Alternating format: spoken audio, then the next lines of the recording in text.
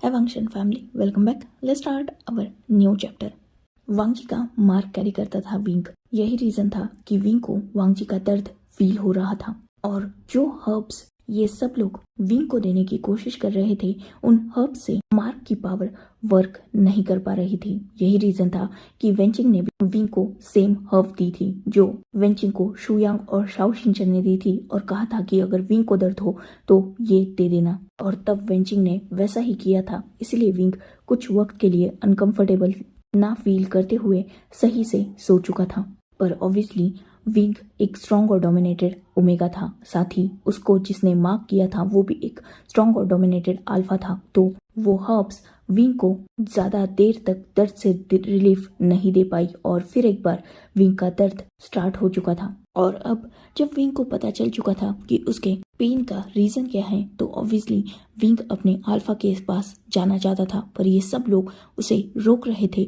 तो wing uncontrol होके अब अग्रेसिव एक्ट कर रहा था। इसीलिए फाइनली सबने डिसाइड किया कि विंग को वांगजी के पास लेके जाना सही होगा। पर अभी भी यहाँ मौजूद कोई भी इंसान ये दिल से नहीं चाहता था, क्योंकि वांगजी ने स्ट्रिक्टली इस बात के लिए मना किया था। यही रीजन था कि शुयांग और शाओ शिनचैन अचानक वे क्लैन को छोड़कर लैन क्लैन में आए थे। खैर, इन सब के चाहने और ना चाहने से विंग अपना फैसला नहीं बदलने वाला था। उसकी आंखों में गुस्सा था और उसका ओमेगा सबको वार्न कर रहा था। इसीलिए मजबूरी में सबने हाँ कह दिया।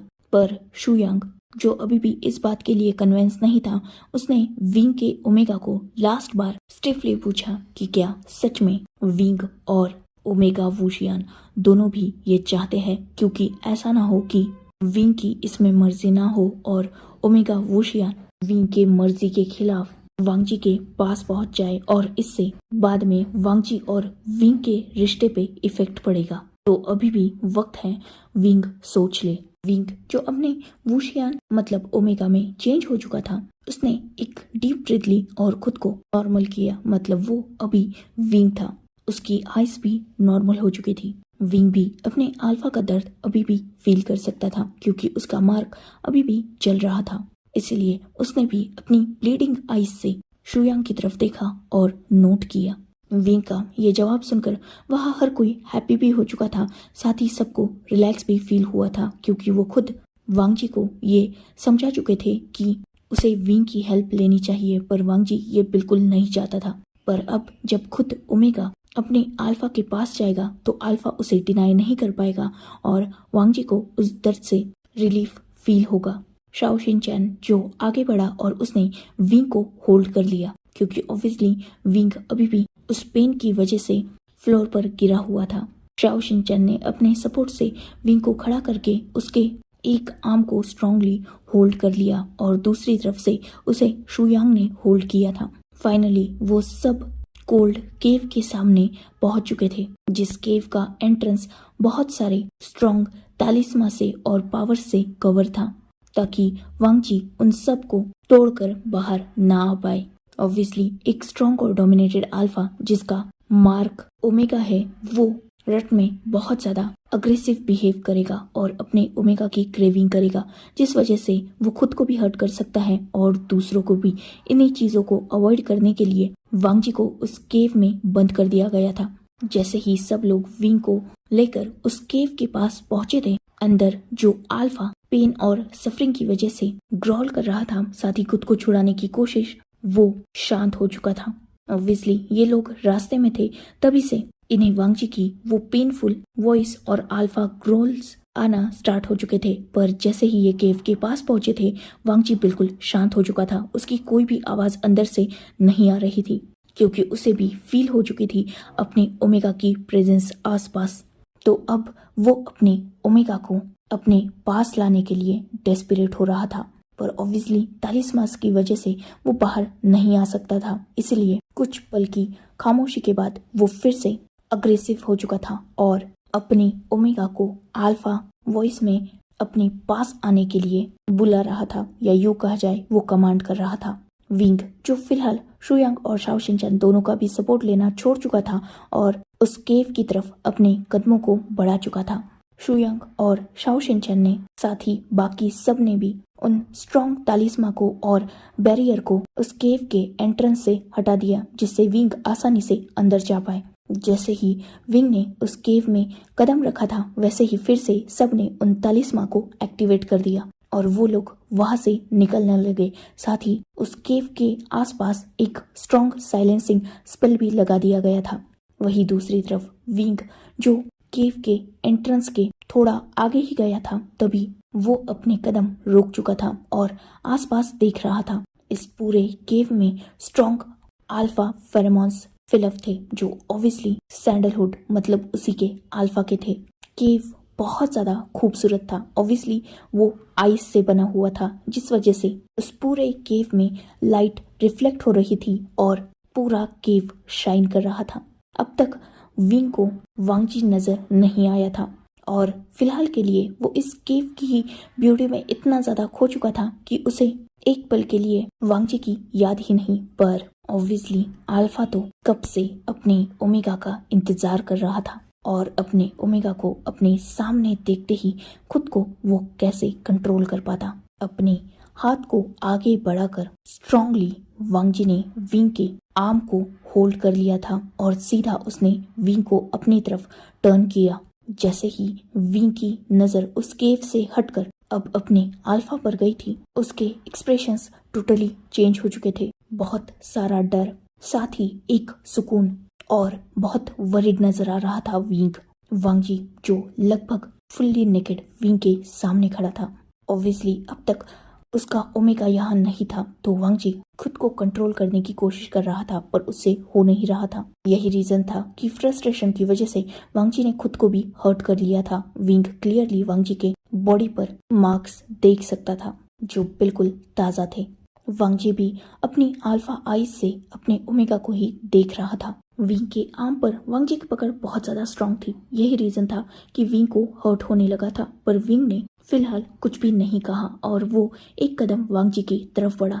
उसने अपने दूसरे हाथ को आगे बढ़ाते हुए वांगजी के फेस को बहुत प्यार से टच किया और वो वांगजी के चीक को प्यार से अपने थंब से सहलाने लगा, जिससे वांगजी ने भी एक डीप ब्रीथ ली और अपनी आईज को क्लोज कर लिया।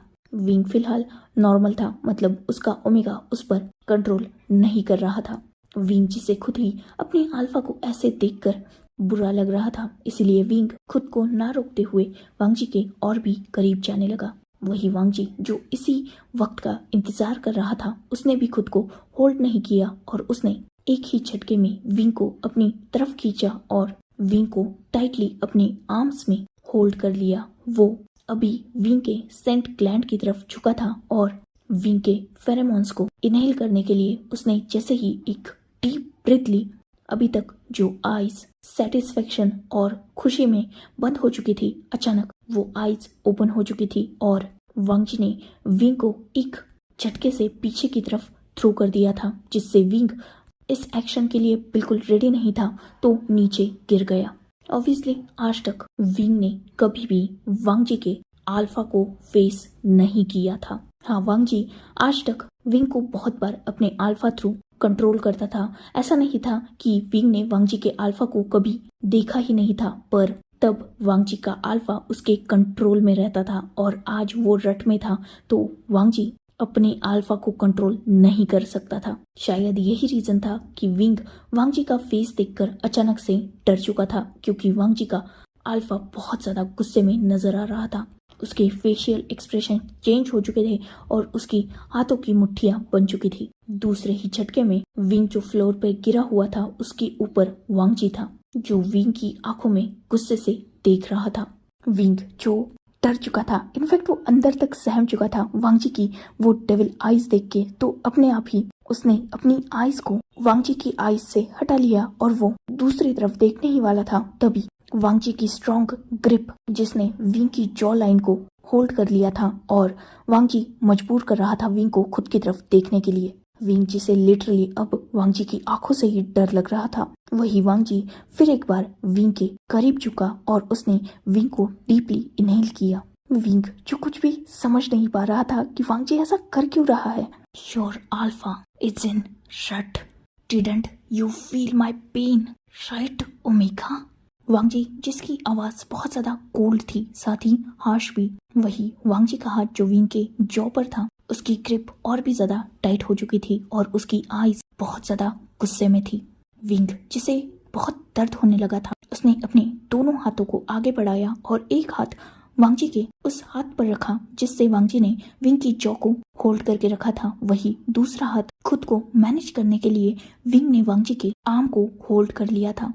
अल्फा प्लीज लीव मी, मुझे आपका दर्द फील हुआ इसीलिए तो मैं यहाँ आया हूँ।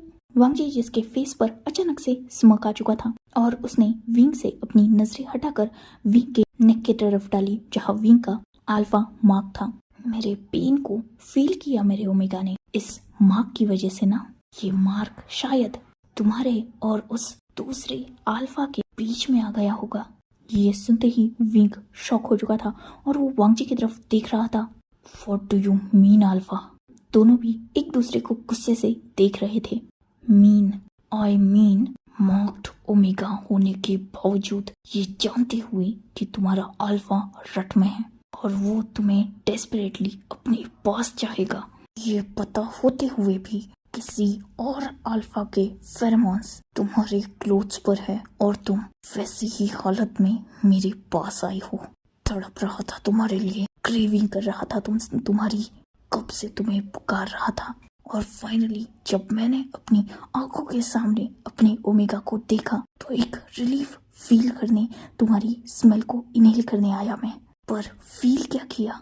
अनदर अल्फा के फेरोमोन्स, जो तुम्हारे फेरोमोन्स से ज्यादा, इनफैक्ट तुम्हारे अंदर जो मेरी स्मेल है उससे भी ज्यादा स्ट्रॉन्ग है। क्या सच में यीलिंग पेट्रियार्क हांग वांगजुन से इतनी नफरत करता है कि आज एक ओमेगा के और अल्फा के बीच में भी विंग और वांगजी की नफरत आ चुकी है?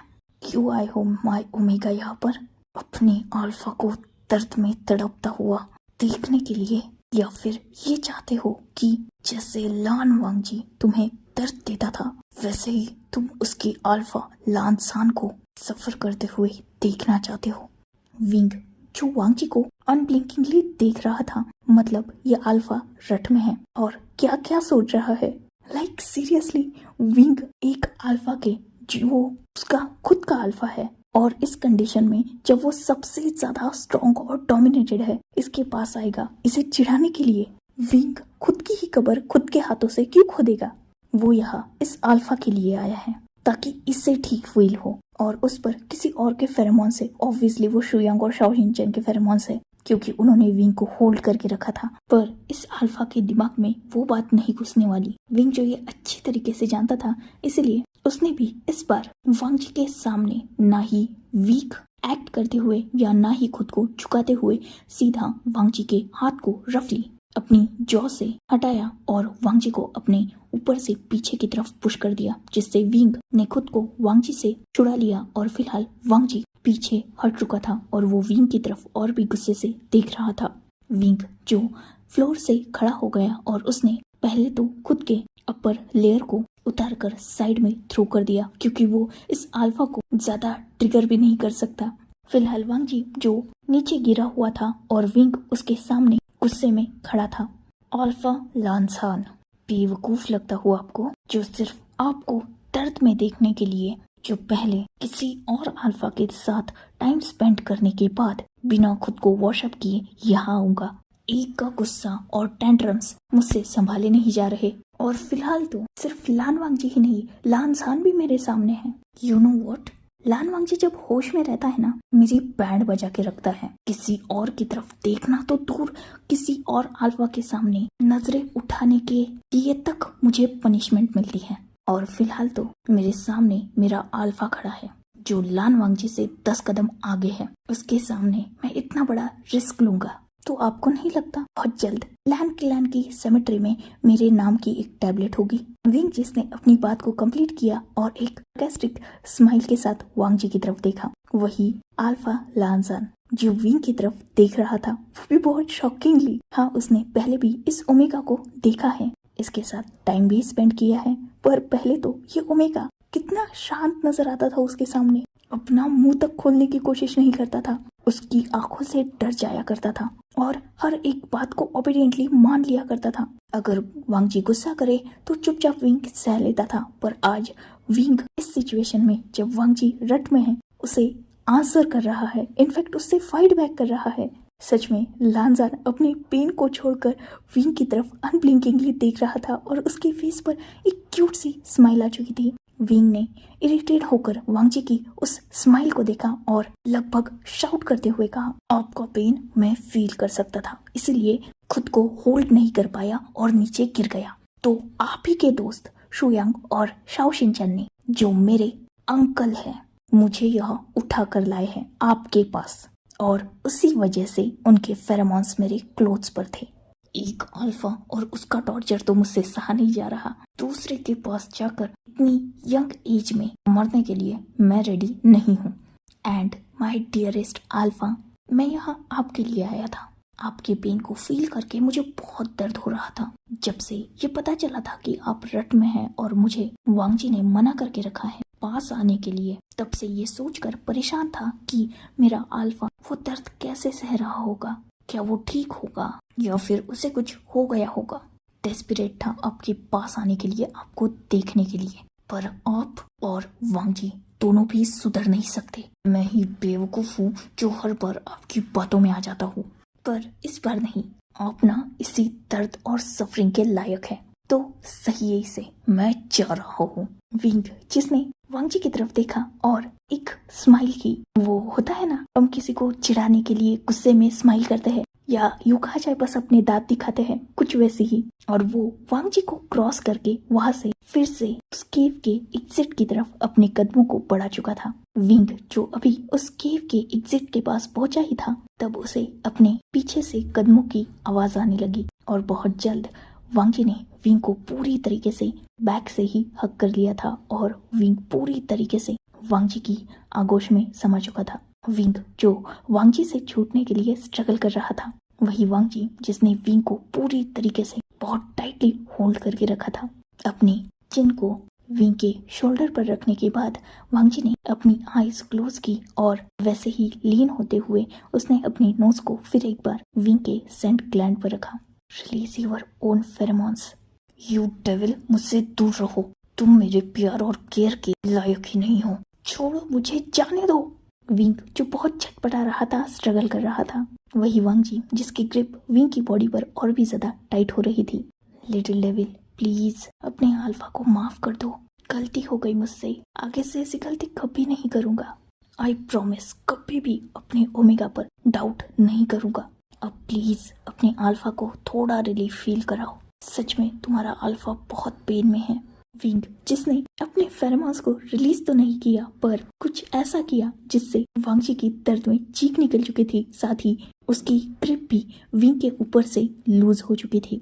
विंग ने सीधा अपने एक पैर से वांग जी के पैर पर बहुत जोर से हिट किया था और जैसे ही विंग ने फील किया कि वांग जी की ग्रिप लूज हो चुकी है, वो तुरंत वांग जी से दूर हो गया और मुड़कर वांग जी की तरफ गुस्से से देखने लगा, जो विंग की तरफ ही देख रहा था, वो भी बिल्कुल पपी फेस के साथ, और उसके फेस पर वो दर्द जो उसे और भी ज्यादा मासूम बना रहा था। माफ कर दो ना ओमेगा, आगे से तुम्हारा अल्फा सच में गलती नहीं करेगा, आई प्रॉमिस। अब प्लीज अपने अल्फा के पास आओ। लिटिल डेविल, ना यही कहा था ना तुमने मुझे, यू डेविल, तुम बड़े वाले डेविल हो, मुझे तंग करते हो, परेशान करते हो, हर वक्त मुझे दर्द देते हो, तो अब ये दर्द खुद ही से हो। वैसे भी लान वांग जी बहुत क्लेवर है, अच्छे प्लान्स बनाता है, तो इस सिचुएशन पे भी कोई प्लान बना लो और खुद को निकालो इस दर्द से। मैं जा रहा हूँ। विंग, जो इतना बोलकर वहां से जाने के लिए मुड़ ही चुका था, तभी वांग जी ने विंग की रिस्ट को पकड़ लिया, वो भी बहुत स्ट्रांगली, और विंग को अपनी तरफ खींच लिया। दूसरे ही पल विंग वांग जी के शोल्डर पर झूल रहा था और साथ ही वो वांग जी की बैक को स्ट्रांगली हिट कर रहा था अपने हाथों से। अल्फा छोड़ो मुझे, जाने दो, तुम बहुत बुरे हो, बहुत घटिया हो। विंग, जो कंटिन्यू वांग जी को हिट भी कर रहा था, साथ ही उसे कर्स भी कर रहा था, वही वांग जी, उसे कोई फर्क नहीं पड़ने वाला था। पर जब उसने देखा कि विंग उसे गालियां दे रहा है, तब वांग जी ने विंग के बम पर एक स्ट्रॉन्ग स्लैप किया, जिससे विंग पूरा फ्रीज हो चुका था। उसके हाथ पाँव चलना बंद हो चुके थे और उसके मुंह से आवाज भी नहीं निकल रही थी। अचानक उस पूरे केव में इतनी स्ट्रॉन्ग शाउटिंग की आवाज आई थी कि वांगजी भी अपने ईयर को एक हाथ से रब कर रहा था क्योंकि दूसरे हाथ में तो उसके विंग था। यू फॉरवर्ड शेमलेस, छोड़ो मुझे, छोड़ो, I will kill you. Wing जिसने अपना सेंटेंस कंप्लीट किया ही था तभी वो एक सॉफ्ट सरफेस पर था और वांगजी उसके ऊपर।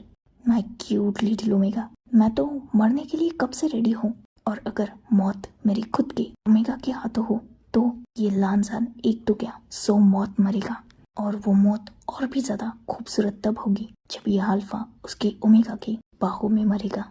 बहुत हर्ट किया है ना लान वांगजी ने तुम्हें, और मैंने भी उसकी वजह से तुम्हें बहुत हर्ट कर दिया है, पर कोई बात नहीं, आज ये डेविल अपने लिटिल डेविल पर बहुत सारा प्यार लुटाएगा जिससे ये लिटिल डेविल अपनी सारी नाराजगी छोड़कर फिर एक बार बस अपने अल्फा का होगा।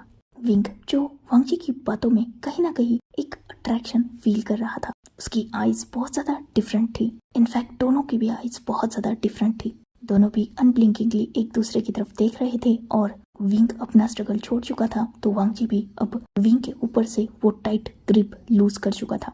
आई कांटेक्ट दोनों का बरकरार था और वैसे ही धीरे धीरे वांगजी विंग की तरफ झुक रहा था।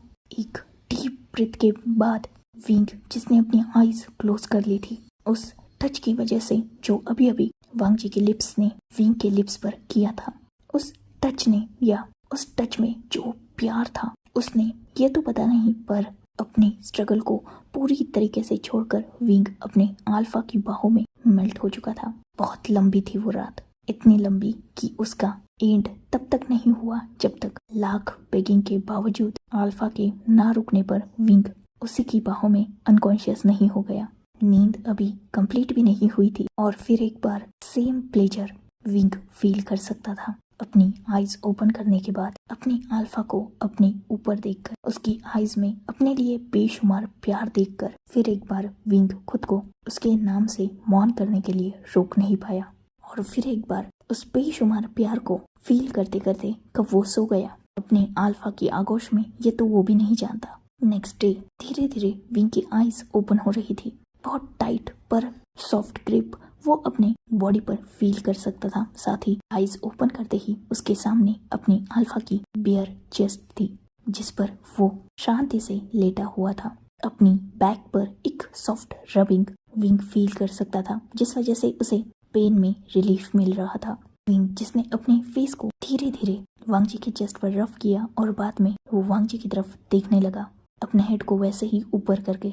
वांगजी जो विंग की तरफ ही देख रहा था उसने एक सॉफ्ट स्माइल की और साथ ही विंग के नोज पर एक छोटा सा पैक जिससे विंग के फेस की स्माइल और भी ज्यादा बड़ी हो गई। हर्ट हो रहा है? विंग जिसने बस अपने हेड को ना में शेक किया। अच्छा लग रहा है। विंग का जब ये जवाब वांगजी ने सुना तब उसके फेस की स्माइल भी बढ़ गई। उसने विंग के फॉरहेड पर किस किया और फिर से उसे टाइटली हग कर लिया। कुछ बात करनी थी तुमसे। जैसे ही वांगजी की ये बात विंग ने सुनी, विंग ने अपने फेस को वांगजी के नेक से हटाया और वो उसकी तरफ देखने लगा। वो एक्चुअली क्या है ना, एम्परर बनने के बाद सुपीरियर बन चुका हूँ। मतलब देखो ना, एम्परर हूँ तो कोई भी मेरे ऊपर नहीं है, सबसे ज्यादा सुपीरियर तो मैं ही हूँ।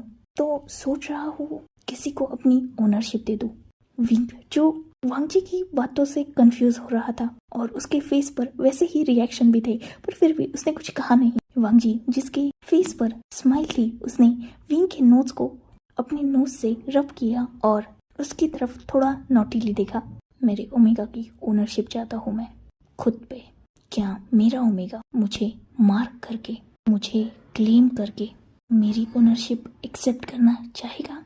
बहुत झुका लिया दुनिया को अपने सामने, इवन तुम्हें भी, पर अब खुद के सामने तुम्हें झुकता नहीं बल्कि खुद को तुम्हारे सामने सरेंडर करते हुए देखना चाहता हूँ। अपनी बॉडी पर तुम्हारा मार्क और अपने दिल पर तुम्हारा नाम देखने के लिए मैं खुद डेस्परेट हूँ। वेडिंग नाइट को ही मैंने कहा था ना तुम्हें कि जिस दिन मैं तुमसे प्यार करने लगूंगा, जिस दिन तुम मेरा प्यार हासिल करोगे, उस दिन मैं खुद को तुम्हें दे दूंगा। अपना वो प्रॉमिस कंप्लीट करना चाहता हूँ। जैसे तुम इस एम्परर की एम्प्रेस हो, इस अल्फा के ओमेगा हो, लान वांगजी की लान वी वुशियान हो, ठीक उसी तरीके से मैं भी एम्प्रेस का एम्परर बनना चाहता हूँ, ओमेगा का अल्फा बनना चाहता हूँ और वुशियन का लांसान बनना चाहता हूँ। जब तुम मुझे मार्क करोगे, मुझे क्लेम करोगे, तब तुम्हें भी इन मार्क की पावर्स मिलेगी। तुम भी मेरे माइंड को रीड कर सकोगे, मेरी बॉडी को अपने ओमेगा कमांड से कंट्रोल कर पाओगे, मेरी डेंजर को फील कर पाओगे और मेरी झूठ को पकड़ पाओगे। जब तुम मुझे क्लेम करोगे तो मैं भी तुमसे दूर नहीं जा सकता, और अगर तुम्हारे अलावा किसी और ओमेगा को गलती से भी मैंने देखा तो मुझे भी वो दर्द मिलेगा जो मुझे ये एहसास कराएगा कि मैं किसका हूँ। वांग जी की ये सारी बातें सुनकर कहीं ना कहीं विंग की आईज टीयरी हो चुकी थी। वांग जी ने विंग की दोनों आईज पर सॉफ्टली किस किया और अपनी बात को कंटिन्यू किया। पर एक बात जो मुझे मार्क करने से पहले तुम्हें जानना जरूरी है। तुम मुझे मार्क करोगे तब मैं तुम्हारा मार्क अल्फा हो जाऊंगा, पर उसके बावजूद मैं अपनी पावर्स को तुम्हारे साथ शेयर नहीं कर सकता। ऐसा नहीं है कि मैं करना नहीं चाहता, पर मैं करूंगा नहीं, ये भी उतना ही सच है। अभी भी तुम छोटे हो, तुम्हारी बॉडी अभी वीक है। मोस्ट इम्पॉर्टेंट, मुझे मार्क करने से पहले एक बात जानना तुम्हारे लिए ज़रूरी है। मैं एक डार्क कल्टिवेटर हूँ, डिमोनिक पावर्स का ग्रैंड मास्टर हूँ। मुझ में बहुत सारी पावर्स हैं और मुझे मार्क करने के बाद वो सारी पावर्स मेरी तरह ही तुम्हें भी अपना ओनर मानने लगेगी और तुम उनके मास्टर होगे। जैसा कि मैंने कहा, तुम मुझे मार्क करोगे तो तुम मेरे बॉडी को कंट्रोल कर सकते हो, वैसे ही तुम मेरे पावर्स को भी बिना पावर शेयर किए भी कंट्रोल कर सकते हो। 100% नहीं, पर मेरी बॉडी थ्रू तुम मेरी पावर्स को कंट्रोल करोगे। डायरेक्ट पावर्स तुम मेरी तभी यूज कर सकते हो जब मैं तुम्हें अलाउ करूंगा पावर शेयर के लिए। उससे पहले तुम मेरी बॉडी थ्रू मेरी पावर्स को कंट्रोल कर सकते हो, और जैसे ही तुम मुझे मार्क करोगे तुम्हारे अंदर जो डार्क पावर्स हैं वो भी अपने आप अनसील्ड हो जाएगी, जो नीमिंजू ने तुम्हारे अंदर सील करके रखी थी, और उन पावर्स को भी तुम्हें कंट्रोल करना सीखना होगा। इस लाइट बियरिंग लॉर्ड को अपने अल्फा की वजह से डिमोनिक पावर्स को भी कंट्रोल करना सीखना होगा, और जब तुम पूरी तरीके से कैपेबल हो जाओगे वो सारी पावर्स कंट्रोल करने में, तब मैं तुम्हारे साथ अपनी पावर्स को शेयर करूंगा, और उस दिन हम दोनों कम्प्लीटली एक दूसरे के सोलमेट बन जाएंगे। इस कल्टीवेशन वर्ल्ड के सबसे ज़्यादा पावरफुल कपल। क्या तुम अग्री करते हो?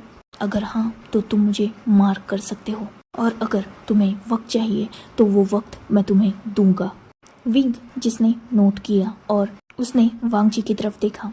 वांग जी जिसके फेस पर स्माइल आ चुकी थी, और उसने विंग को देखते हुए थोड़ा टीजिंगली कहा, माय ओमेगा, मुझे क्लेम करने से पहले एक बात याद रखना, पहले की तरह कभी भी गुस्से में या गलत फहमी में आकर मुझ पर अपनी पावर्स से अटैक मत कर देना, क्योंकि उस वक्त मुझ पर तुम्हारा मार्क था, इसलिए मैं खुद को रिकवर कर पाया। पर जब तुम्हारा मार्क मुझ पे आ जाएगा तो तुम्हारा छोटा सा अटैक भी मुझ पर बहुत ज़्यादा इफेक्ट करेगा। वैसे ही जैसे वॉर में मैंने तुम पर अटैक किया था तो तुम्हें बहुत ज़्यादा हर्ट हुआ था।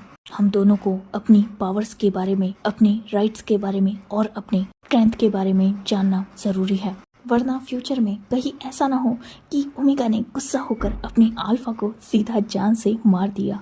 इतना बोलकर वांग जी हंस रहा था, वही विंग जो गुस्सा हो गया और उसने एक नज़र वांग जी की तरफ देखा। दूसरे ही पल वांग जी खुद के ही बातों पर रिग्रेट कर रहा था और वो लगभग स्क्रीम कर चुका था, जो अभी भी उस केव में गूंज रही थी। विंग जिसने without warning, even without hint, सीधा अपने ओमेगा फैंक्स से वांग जी के सेंट ग्लैंड पर बाइट कर लिया था, वो भी एक हार्श बाइट जिससे वांग जी भी खुद को चीखने से रोक नहीं पाया था। वही विंग जो वांग जी को और भी ज्यादा दर्द दे रहा था और अपने फैंक्स को वांग जी के सेंट ग्लैंड से निकाल ही नहीं रहा था, जिससे वांग जी पेन में क्रॉल कर रहा था। पर विंग को फाइनली अपने अल्फा पर तरस आ गया, वो भी तब जब पेन की वजह से वांग जी ने अपने ओमेगा को टाइटली होल्ड करके लिया था। तब जाकर कहीं विंग ने अपने ओमेगा फैंक्स को बाहर निकाला और फिलहाल वो वांग जी को रिलीफ फील कराने के लिए उसके ब्लड को सक कर रहा था, साथ ही उसे सॉफ्ट किस कर रहा था उसके सेंट ग्लैंड पर। वांग जी जो डीप ब्रीथ ले रहा था, उसकी आईज क्लोज थी। ऑब्वियसली विंग एक स्ट्रॉन्ग और डोमिनेटेड ओमेगा है, स्ट्रेंथ उसकी भी कम नहीं है, वॉर लॉर्ड रह चुका है वो, और आज वॉर लॉर्ड ने एम्परर की अच्छी बैंड बजाई थी एक ही बाइट में। खैर फाइनली वो दोनों भी एक दूसरे के मार्क अल्फा और मार्क ओमेगा कहलाने वाले थे। सो इनफ फॉर टुडे। वैसे ये चैप्टर और भी लॉन्ग बनाने का इरादा था, पर बैकग्राउंड में रेन की वॉइस अब सब सुन सकते हैं। अभी अभी बारिश स्टार्ट हुई है तो इस चैप्टर को एंड करते हैं। और बारिश के मौसम में सबसे अच्छा क्या होता है? ऑब्वियसली एक गर्मा गर्म चाय। तो चलो आपकी ऑथर तो चली हॉट टी एंजॉय करने, चाहे तो आप भी ज्वाइन कर सकते हैं। Goodbye, take care, enjoy your beautiful life.